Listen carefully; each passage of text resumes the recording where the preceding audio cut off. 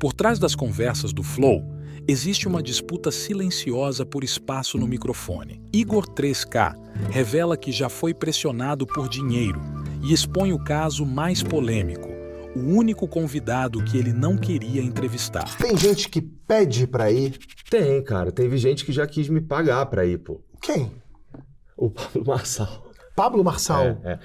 Quando ele foi lá no Flow, eu falei isso pra ele. Eu não tô falando, isso aqui não é segredo, porque eu falei pra ele quando ele foi lá no programa. Sim. Ele disse que não lembra, que não sei o quê. Eu não tenho como provar mais, porque chegou no e-mail, uma mensagem, uma parada assim, algumas, que eu até falei isso pra ele no programa. Começou num valor, foi aumentando, mas aí depois parou também, sabe?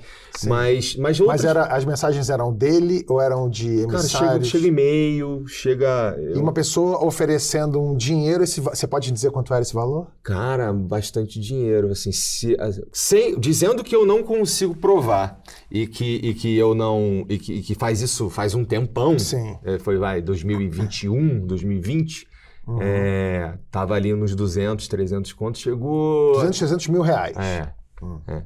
E aí, assim, a última posição que eu tinha era que alguém tinha mandado uma mensagem oferecendo $500 mil. 500 mil reais. 500 mil reais. Isso no auge da pandemia. Por ali. A gente tinha, deve ter sido 21, que foi quando a gente mudou pro nosso segundo estúdio aqui em São Paulo. Você já entrevistou alguém que você detestasse? Cara... E como isso se desenrolou? Sim.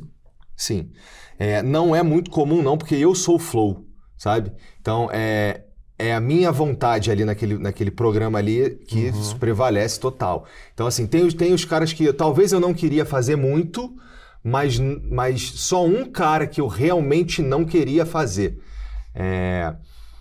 que é o Pablo Marçal. Mas assim, porque, veja, ele acabou tendo que ir lá porque ele ficou... Ainda mais de graça, né? Se tivesse pago os 500 mil.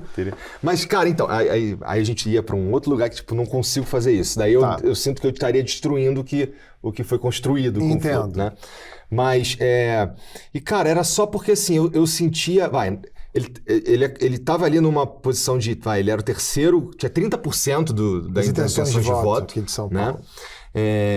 E eu achava que ele usou umas táticas que, de bagunçar todo o jogo, né?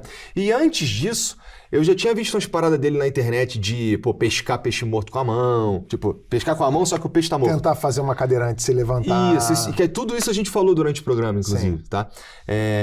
E por isso que eu não queria, porque eu até então, assim, eu acho o Pablo Marçal meio desonesto. Inclusive, depois, quando teve o debate que a gente fez e tudo mais, o cara foi falar na TV que eu peguei dinheiro da prefeitura e tudo mais. Depois disso, depois disso, olha que doideira. Eu participei do programa no teatro com o Maurício Meirelles, do Webbullying. Sim. O Webbullying consiste em ele pegar meu celular e fazer doideiras. Sim. E aí ele mandou as mensagens lá pro Pablo Marçal. Não deu tudo certo no fim, tá bom? Sobre o Pablo Marçal no Webbullying, o Maurício mandou pra ele chamando pra gente ir correr junto um dia. E ele disse, não, eu topo, preciso me redimir contigo, porque durante a campanha eu falei umas paradas que eu não devia e tudo mais. Depois da entrevista, você achou que as suas impressões sobre o Pablo Marçal anteriores a ela estavam corretas ou não? Se você assistiu o programa sem saber disso que eu acabei de falar, o que você vai ver é um cara trocando ideia com outro cara, falando sobre São Paulo, falando sobre carreira, falando sobre esses pontos que eu achava deploráveis, sobre coisas que ele fez. E pessoas que gostam do Pablo Marçal curtiram o programa, porque eu falei das paradas, falamos de tudo e ele teve a oportunidade de falar o lado dele, sabe? E pessoas que não gostam do Pablo Marçal também gostaram do programa, por uma razão semelhante. Mas é que assim, durante o programa, por exemplo, ele fala, não, eu rezei pra ela, orei pra ela levantar da cadeira de rodas. E outra, eu já orei pra ressuscitar uma pessoa. Eu fiquei, caraca, ele falou isso no programa ao vivo, não tô inventando. E ele falou, e vou fazer de novo, e vou fazer até conseguir. Então eu saí dali com uma impressão sobre ele, que assim, durante o programa eu senti isso, que é assim, cara, ou ele é mau caráter, porque você sabe que que uma pessoa não vai levantar da cadeira de rodas. Ou é maluco. E aí talvez descolando um pouquinho do maluco, ele acredita muito que ele é um enviado dos céus. Alguma coisa assim. E aí tá, foi essa sensação que eu saí dali. Depois as coisas foram... Depois ele falou de mim, falou que eu peguei dinheiro da prefeitura, depois ele foi me atrapalhando. Porque assim, eu falar... Não é uma coisa dos enviados, né? Não é. Não é. Então assim, na internet, eu até consegui dizer para as pessoas que, isso aqui não é verdade. Tá vendo? Esse flow não sei o que aí que ele tá falando que pegou dinheiro, que ganhou dinheiro da prefeitura, não sei o que, é uma empresa lá de Brasília que faz outra coisa, não sou eu. Só tem o nome Flow, sabe? Uhum. Não sou eu. Na internet, essa mensagem até foi. Agora, na TV, que ele foi falar isso na TV, né? Então me atrapalha. Eu não sei o que você acha disso, mas assim, nesse tempo todo de entrevistar pessoas, eu tenho uma teoria que você conhece mais a pessoa quando a câmera está desligada. É verdade. A câmera está desligada antes do programa ou depois do programa. Você vê coisas. Uhum. Uma vez eu não vou dizer quem entrevistei um político que estava em campanha e durante a entrevista eu fiz uma pergunta para ele sobre homossexualidade nas Forças Armadas. Uhum. Fiz uma pergunta e tal. E esse político teve uma resposta completamente... Pro forma. E conservadora e contrário. Para ele, o lugar de homossexual não era nas Forças Armadas, etc. E falou... Quando desligou a câmera, ele na frente da equipe, na frente de todo mundo, falou assim, eu não tenho nada contra, para mim podia ter, mas eu tenho que falar isso, porque senão os caras do meu partido, os evangélicos, vão sei lá o quê. Aí você fala assim, esse cara, se ele tá fazendo isso aqui agora, imagina que esse cara não faz em gabinete, Já passei por isso também. Já passou, né? Uma vez, com um político também estava em campanha, e, também não dá para falar quem é. Sim. Mas ele... Tava aqui, e aí tava rolando, ele viu que teve um problema com um cara que era um outro candidato que tinha uma oportunidade de atrapalhar o cara e em vez de... Assim, ele tava fazendo um bagulho, tava fazendo a campanha dele aqui.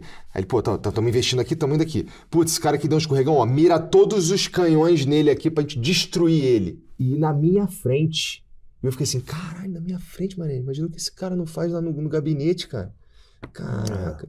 E ali na hora ali, não, bonitinho, tudo bem, não sei o que, não, legal, meus concorrentes, não, são todas pessoas não sei o que.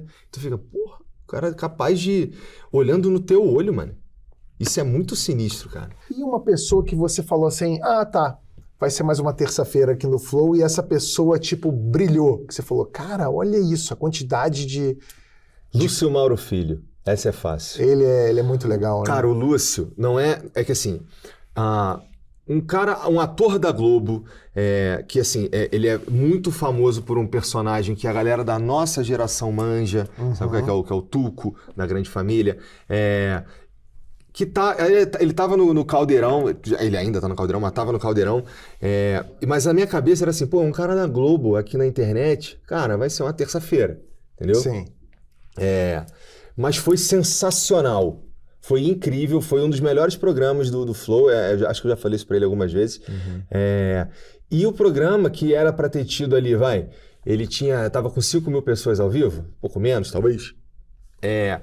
Quando, com 2, 3 meses, ele já tava com 1 milhão e poucos de views. O que não é comum pra um programa que no ao vivo tinha 5 mil pessoas, sabe? Era pra estar com 150, 200 mil views no máximo, sabe? E aí, quando a gente foi ver, tava com 1 milhão e 1,2, eu acho, alguma coisa assim. Mas você atribui isso única e exclusivamente à simpatia do Lucinho ou a um contexto... Eu acho que é a qualidade do episódio. Porque quando a gente rolou o Flow lá, o Flow tem 2 horas. Aí, essas 2 horas a gente vai cortar, fatiar ela num monte de pedacinho, vai soltar no canal de corte, vai soltar em vídeo vertical, vai pro Instagram, vai pro TikTok, vai pra um monte de lugar. Não é comum, quer dizer, não é incomum o cara ver esses cortes e assistir o episódio completo. Sim. Então o cara vê um corte que ele gostou, e ele vai lá e aí... Quero ver mais disso. E ele vai pro episódio completo. Não é incomum. Isso, na verdade, é a maioria... Dos episódios completos, é assim, dessa forma que vem a maioria das visualizações, não é do ao vivo. Né? Então, esse episódio foi surpreendente em vários sentidos. No número de visualização, na simpatia do Lucinho, na qualidade da conversa, então foi sensacional. Esse assim, provavelmente tem outros, provavelmente aconteceram outros depois, mas é que esse me marcou. Qual é o teu critério para escolher os convidados? Você falou que gosta de convidar pessoas que você tem algum interesse. Que algum interesse é esse? Cara, são pessoas que elas são importantes em geral no que elas fazem. São pessoas que têm... não é necessariamente ficou famoso na internet, sabe? Ficou famoso na internet, vai no Flow, não necessariamente, sabe? Então, assim, pode ser que sim, mas a grande parada pra mim é que eu queria que o Flow fosse uma ferramenta de a gente pensar junto sobre as coisas e ao fazer isso ali naquele programa, que a gente aplicasse isso na vida. Então vamos lá. Como objetivo do Flow, eu queria que aquela conversa que eu tenho ali com um cara que eu muitas vezes não concordo, ou que às vezes eu concordo, ou que em um ponto aqui e outro ali a gente discorda, que mostrar que é possível tu conversar com um cara que é diferente. Você pode concordar em discordar. E aí eu acontece várias vezes. Entendi. E assim, isso significa que se a gente conseguisse fazer com que isso funcionasse de forma geral na internet, eu acho que a gente teria um ambiente mais humano, menos tóxico, sabe? Então, esse é um dos objetivos do Flow. Eu queria conseguir ter um impacto na forma como a gente se comunica, sabe? Então, é por isso que eu não pulo na jugular de ninguém durante os programas lá. Até pessoas que... Assim, já teve pessoas lá que a gente, além de discordar profundamente, tem, sei lá, às vezes nem combinou, nem bateu ali, mas ou a galera do chat fica, pula. Teve recentemente lá o Augusto Melo, o presidente do Corinthians. Os caras queriam que eu pulasse no pescoço dele por causa de uma coisa ou de outra. Não é que eu não vou falar das coisas, a gente toca em todos os assuntos, mas eu preciso manter uma conversa acontecendo, senão o cara levanta e vai embora. Uma civilidade, né? Acho que é o mínimo. Tem algum tipo de perfil que você não levaria no Flow de jeito nenhum? Um tipo de pessoa ou tema que você evita? Não. Pior que não. Eu acho que... sempre é caso a caso, né? Eu sempre penso... eu recebo sugestão toda hora. Toda hora eu tô vendo o que está acontecendo na internet também. Os caras mandam no nosso Discord ou a minha galera da produção sugere um monte de gente também. E acaba sendo caso a caso. Mas, dentro da legalidade, sabe? Assim, dentro de... como é que eu vou dizer? Porra, eu não sei se eu quero conversar com um pedófilo, entendeu? Você não sabe. Eu acho que eu não quero, entendeu? Então, tem alguns limites, é claro, assim, mas esses limites, eles são... eu que determino no sentido de, será que isso daqui tem alguma coisa que pode ser extraída, em algum sentido? Assim, como é que a gente melhora a nossa comunicação? Ou como eu entendo a cabeça desse cara, de certa forma? Então, eu vou mais ou menos nessa linha. Tenho duas perguntas para terminar. Tá. A primeira é simples. Você já foi muito alvo de crítica, que eu lembro, por causa do Flow, porque diziam assim, esse cara não... Quem é esse cara para entrevistar alguém? Esse cara não é jornalista e tal.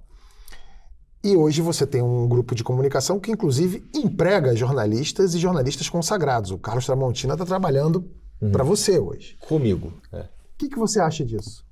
Ter hoje um reconhecimento de uma parcela maior da galera do que tinha no passado, em 2022, por exemplo, o Tramontina, que participava ainda dos grupos de jornalistas lá da Globo e tal, falou pra mim assim, cara, os caras ficam indignados que tu tá conversando com o presidente da República de bermuda e chinelo. Mas aquela conversa, aquilo ali que aconteceu, só era possível de acontecer naquele contexto.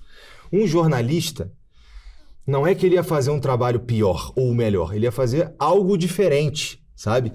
Eu tô ali, eu sou o quando tô eu e um cara, o que eu tô tentando fazer é guiar o cara pra gente falar de coisas que são importantes, interessantes, que têm algum impacto na sociedade de forma geral. Vários aspectos, tecnologia, política, história e por aí vai. Até entretenimento, comédia, isso também.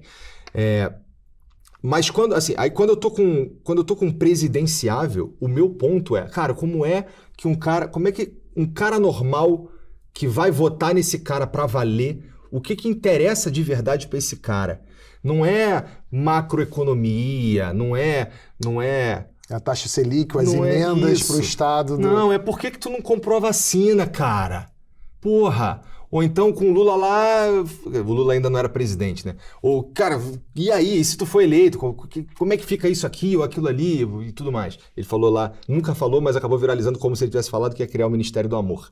Mas o lance, que pra mim é tipo, olha, tá vendo? O que eu tô fazendo é um pouquinho diferente do que tava sendo feito, porque é menos formal. E ser menos formal não quer dizer que é pior, ele é apenas menos formal. É só diferente. Ele é apenas menos formal. Então, assim, cabe eu estar de bermuda e chinelo conversando com quase qualquer pessoa. Especialmente que eu tô dentro da minha casa, né? Uhum. E então, o que eu acho é que, não sou jornalista, e eu tô tentando fazer uma parada que é diferente mesmo. Não é... Por isso que eu falo que não é uma entrevista. E você costuma dizer que as suas entrevistas você quer que sejam mais um bate-papo do que propriamente uma entrevista. E eu ia te fazer essa pergunta para ver se eu pegava um gancho para saber se você se preparava ou não. Mas você acabou de falar assim, não sei se eu me preparei o suficiente. Uhum.